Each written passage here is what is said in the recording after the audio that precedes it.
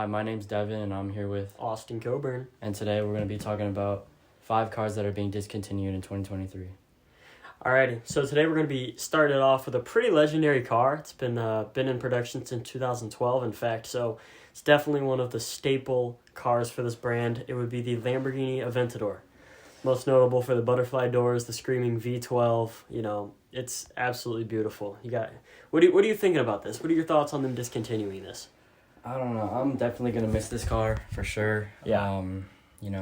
I know it's a pretty popular car, but it's also pretty basic at the same time. What makes it basic? I don't know. I like little modifications to it. Yeah. It's a cool car, but like I said, I like my modifications to it. Gotcha. So you'd make it your own. Yeah, basically. Gotcha. No, that thing, it's a pretty nutty car. I mean, with over 700 wheel horsepower and a almost, sub 4,000, I think it's low 3,000 pound vehicle. It's crazy, but yeah. It's definitely has a staple in the supercar industry for sure. For sure. I'd say it's definitely it's a base supercar for most supercar owners. Mm-hmm. Majority of them start out with an Aventador. Yeah. Like the Stradman, he's had over 4 now. Yeah. 4 Aventadors, which just says something because he's the biggest car automotive YouTuber on the platform, which definitely says something. But yeah, no. Yeah, he totally, when you said modify, he took his Pirelli Edition LP610-4 and put a wide body kit on it, did a Rosa Acanthus paint job, like glass flake in there. It's absolutely gorgeous. And that turned out phenomenal. So if the regular Aventador won't do it, then his definitely will. Mm-hmm. Yeah. Do you favorite, what's a Aventador that stands out to you? Do you have one in mind that you can think of?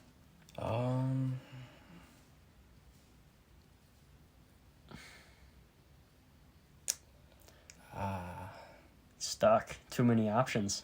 Yeah, I know I got one stuck in my head. I just can't think of it right now. Gotcha. Well, if you think about it, we'll come back. Definitely. All right, on to the next. Would that be Hellcat? Hellcat, yep. The Dodge Hellcat line. It's a crazy lineup, especially for a brand like Dodge that used to just be an economy class car. Right. And then Ram parted ways with them, and then now it's not Dodge Ram, it's just Ram. Mm-hmm. But, since the Hellcat came out, that's probably one of the most iconic, models of vehicles out in the last 5 years. Oh, yeah, for sure.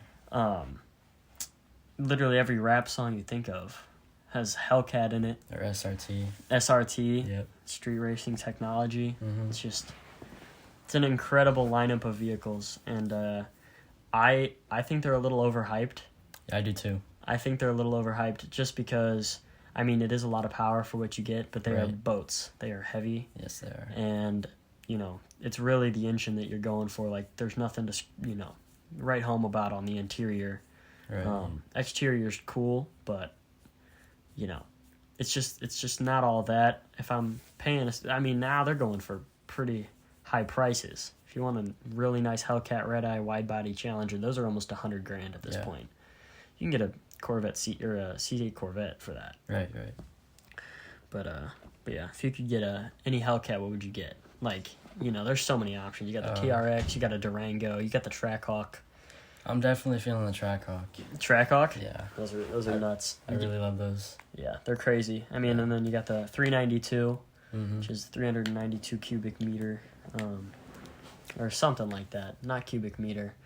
I'm blanking on what it means exactly, but it's a crazy car. All right, you want to move on? Yeah, on to the next one. So we got a Camaro SS. Camaro SS. I hate Camaros. I'm going to let you talk. Mm-hmm. Okay, so Camaros are probably one of my favorite cars. I grew up as a Camaro guy because my grandfather, he collects a bunch of old cars and, a lot of fast cars. And obviously that stuck with me. And my dad, he was a big Camaro guy. He had a Camaro as well growing up in high school. And so I like the Camaro ZL1 as well, but I know that's getting discontinued as well. Camaro SS as well. I don't know. I really like the body on it. Body's good. Yeah, It's a good looking car. it is. When I mean I hate it, I mean as if I would never purchase it. Like, I don't know. I'd probably get a Hellcat before I got a Camaro. I mean, Mustang is a little bit above it in my book too, but I'm not a really American muscle guy, so I don't have too much to say about the Camaro, especially since it's at the bottom of the line for me for muscle cars. But I mean, it's like a pretty good car for what you get though. Like, for price, you get a ton. Right. Bang for your buck is really what you're getting there. Alrighty, want to move on? Yeah, on to the next one. Okay. So this one right here, this one hits home for me. WRX and the STI line from Subaru. It is absolutely tragic that this is going out. Yeah. This was an iconic car in the JDM car world. Oh, yeah. This is probably the go-to when it comes to kids trying to get into sporty vehicles at a cheap price. For sure. You could find a WRX, for 20s. Even like in the higher, like 15 plus, almost up to 20. You could find a pretty good, solid Subaru WRX or an STI. The only downside to those is you do not get a turbo. Normally it's just an inline-4 boxer. Mm-hmm. Nothing really special about it, but the body is pretty phenomenal. You could get that in a 6-speed manual, which is awesome. The interior is cool. Bucket seats. With the sporty effect, the red stitching, and looks phenomenal interior-wise. What are your thoughts on it? To be honest, I don't know a whole lot about it, but I have seen it a lot, and I'm pretty sure a couple Fast and Furious scenes I've seen. Oh, yeah, are in it. 100%. I mean, some of the older generations, too, like the Bug Eyes, Yeah. the Hawk Eyes, those are some of the most popular ones there are. And the Impreza line with the hatchbacks, those are absolutely gorgeous, and those go for top dollar now if you find a really good condition one. Oh, yeah, for sure. But no, absolutely iconic car. It's on par with Volkswagen GTI, the BRZ, the GT86, number of cars, just to name a few.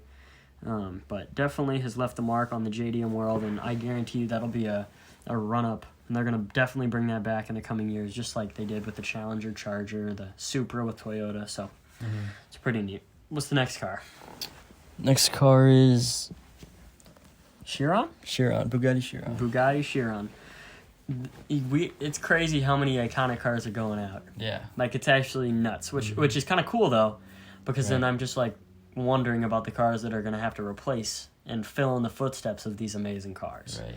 But Bugatti Chiron, I mean, there's like, where do we start on that? Honestly, it's really sad to hear all these cars go. Bugatti is definitely up there in my top choices of favorite cars. Oh, 100%. Absolute, it's a striking car. Yeah. Like, non-car people see that and they're like, oh, that's a nice car. Yeah, exactly. That's uncommon. Like, people kind of look past the Aventador. Yeah. People can easily look past the Aventador, but any Bugatti that rolls up, they're going to see that, and they're going to know for a fact that's $1 million plus car, which it is. It's like $3.4 million on average. Yeah. I think that's a base price, actually. Mm-hmm. It's crazy. The only reason I say Lamborghinis like basic is because they're just, a lot of people have them, and when you see a Bugatti, you're like, whoa. Well, there is a large difference in price there. Well, yeah, obviously. But no, for sure. But you don't see Bugattis too often around here. Gosh, I've seen 2 ever. Yeah. It's rare. I mean, I see Lamborghinis on the daily.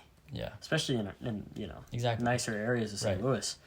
I just cleaned one, in fact, at Waterway. Really? Yeah. A Urus, I drove it. It was nice. But yeah, so Chiron, back to the Chiron. It's a W16 naturally aspirated.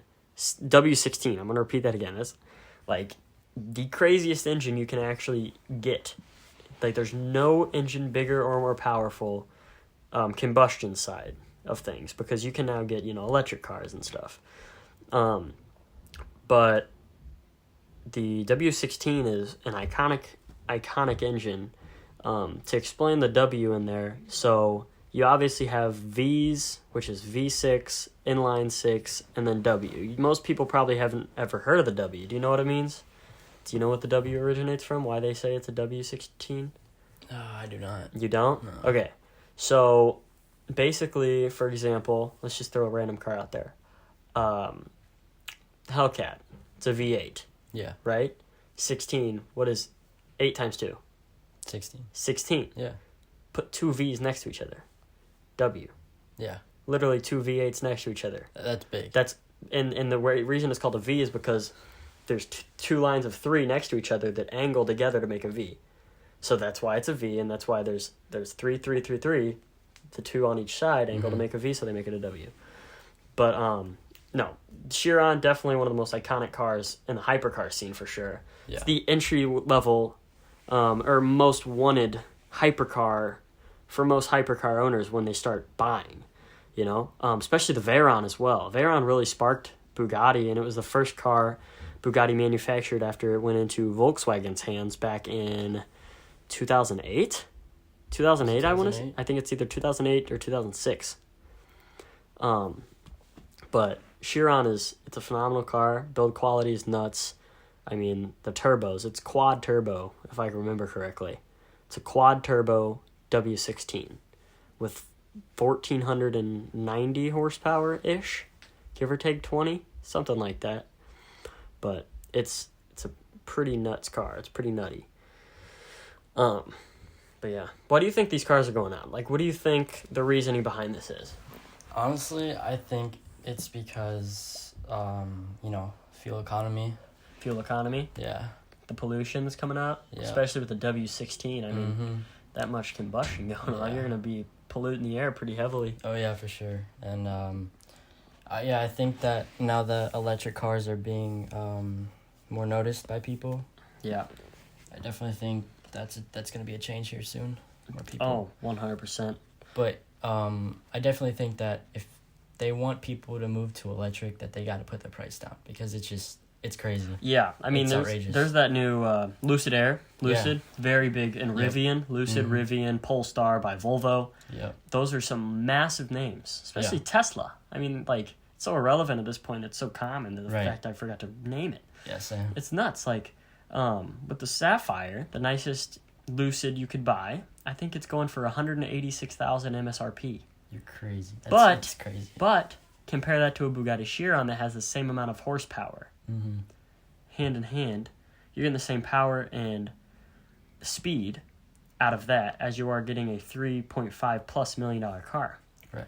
So if you're thinking of performance side of things, I mean, it is not a combustion engine. It's obviously electric, but that instant torque you're going to get from the electricity is pretty nuts, and I think the future is all electric, but sad to see all these combustion cars go, but with it's just the way it's going. With electric, it's not going to sound the same, you know? No, it's not going to feel the same at all. Yeah, no, you're just going to hear the buzzing. Yeah, exactly. I mean, an animated sound. An animated sound, yeah. I mean, Borla, the biggest exhaust system in the country, is now making electric exhaust systems for electric cars that you can actually turn the volume up and down on. Mm-hmm. Think about that. It's nuts. I mean, they came up with that Dodge Challenger. Yep. That's a Borla exhaust system electrified. Mm-hmm. It's crazy. For sure. I mean, Borla's like, the exhaust you get if you want to, make your McLaren or Lamborghini louder. Yeah. Right. It's crazy. Yeah. Yeah. All right. Well, this is the end of our podcast. Part 2? Part 2, yeah. Gonna do part 2 on some more crazy vehicles that are gonna be discontinued this following year, or this year. It's crazy. It's 2023. For sure. All right. Well, thank you, Austin. This was Devan Bothman reporting for PCH TV.